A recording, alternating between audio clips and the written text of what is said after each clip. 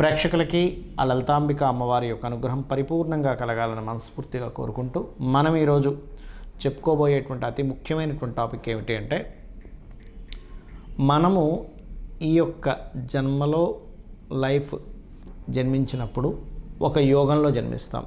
అది పర్టికులర్గా పూర్వజన్మ కర్మ.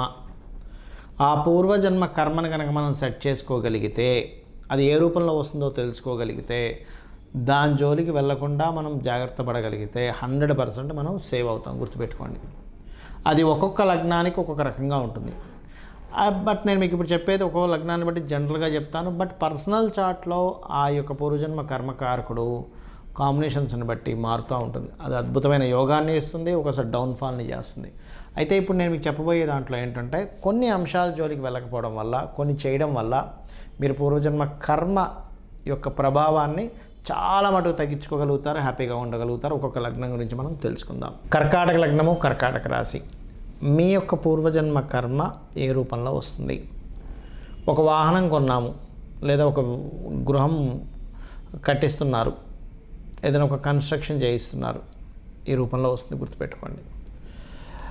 లేదా ఏదైనా ఒక ఆస్తికి సంబంధించిన విషయంలో మీరు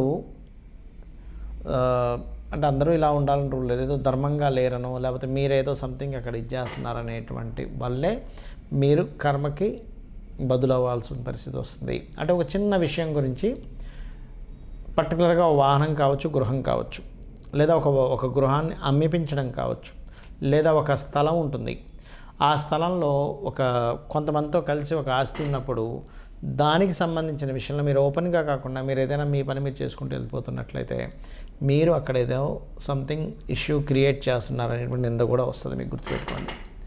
పర్టికులర్గా బికాజ్ ఆఫ్ చంద్రుడు లగ్నమైనటువంటిది ఇది. మరి దీనికి పరిహారాలు కానీ ఇవన్నీ ఏం చేయాలి? సింపుల్. నవగ్రహాల్లో ప్రత్యేకంగా గురు శుక్ర గ్రహాల దగ్గర దీపారాధన చేయండి మొట్టమొదటిగా.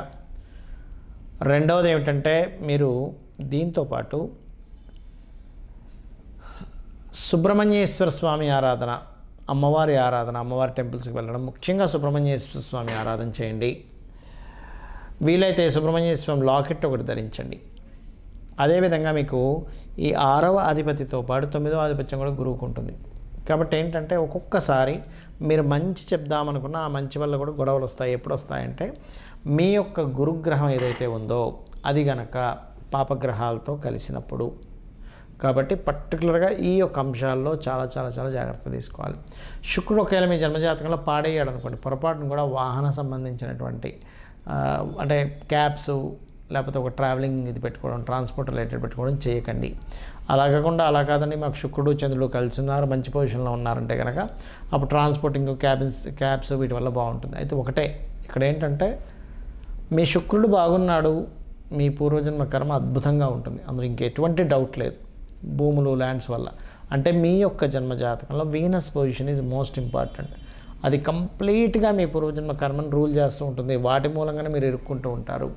కాబట్టి వీలైనంత మట్టుకు బొబ్బర్లు దానంగా ఇవ్వడము, దగ్గరలో ఏదైనా అమ్మవారి ఆలయాలు ఉన్నట్లయితే ఆలయానికి వెళ్ళి ఏదైనా అమ్మవారి కోసం ఒక చీరో, జాకెట్టో, లేకపోతే ఏదైనా ఒక డొనేట్ చేయడము, లేనట్లయితే అటువంటి ఆలయాలకు వెళ్ళి అక్కడ ఏదైనా నూనెనైనా సరే డొనేట్ చేయడం చేసినట్లయితే అన్ని విధాలు బాగుంటుంది.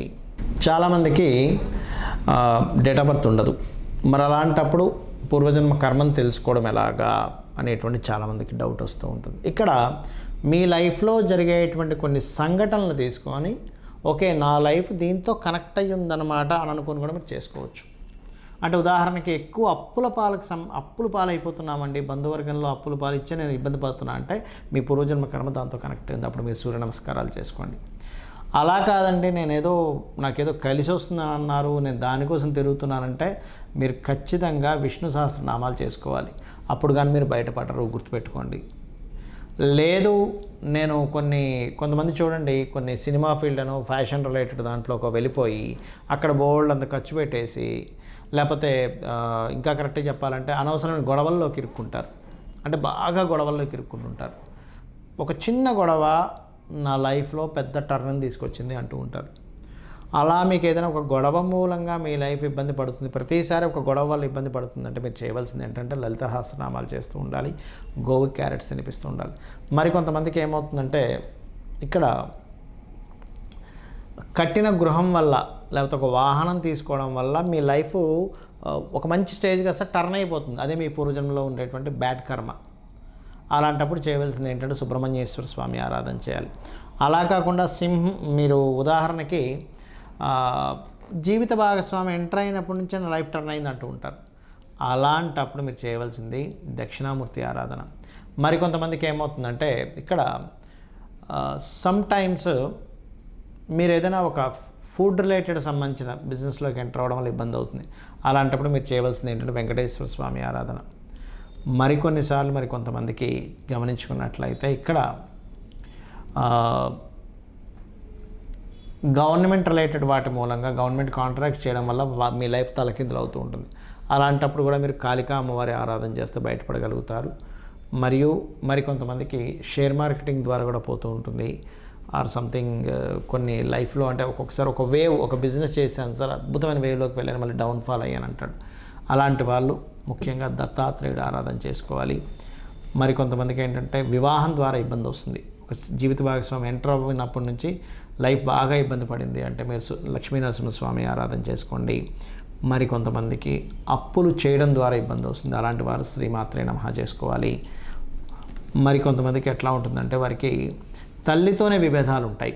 అటువంటి వారు విష్ణు సహస్రనామాలు, తండ్రితో ఇబ్బంది ఉందండి, గవర్నమెంట్ వ్యక్తులతో ఇబ్బంది ఉంది అనుకునేటువంటి వారు రాజరాజేశ్వరి అమ్మవారి ఆరాధన చేసుకోవాలి. అంటే ఇవన్నీ ఎందుకంటే మీ యొక్క ప్రాబ్లంను బట్టి కూడా ఉంటుంది. ఒక్కోసారి పూర్వజన్మ కర్మ కనెక్ట్ అయ్యి, ఇది గుర్తుపెట్టుకోండి. అలాగే ఒకటే గుర్తుపెట్టుకోండి, మీ పూర్వజన్మ కర్మ ఎలా ఉన్నా, మీ వాస్తు పరిస్థితులు ఎలా ఉన్నా, మీరు ప్రతిదానికి కూడా ఒక మార్గం ఉంటుంది. ఆ మార్గాల్లో గొప్ప మార్గం ఏమిటి అంటే లలిత అమ్మవారి యొక్క స్తోత్ర పఠనం చేయడము. ఈ విశ్వం మొత్తం నిండున్నటువంటి కనిపిస్తున్న ప్రతిదీ కూడా ఈశ్వరమయం, ఆ విష్ణుమయం అని అనుకుంటూ అందులో ఉండేటువంటి శక్తి ఎవరైతే ఉన్నారో లలితాంబిక అమ్మవారు అని చెప్పి మీరు గుర్తించినట్లయితే 100% మీరు ఈ కర్మ నుంచి బయటపడగలుగుతారు.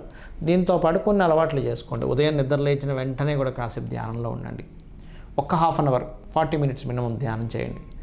ఖచ్చితంగా ఏదైనా ఒక ఆలయానికి రెగ్యులర్గా వెళ్ళడం ప్రాక్టీస్ చేసుకోండి, మీ ఇంటి దగ్గరలో ఉండే ఆలయాలకి.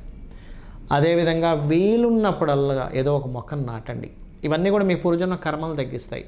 వారానికి ఒక్కసారైనా గోశాలకు వెళ్ళడం మీరు చేయండి.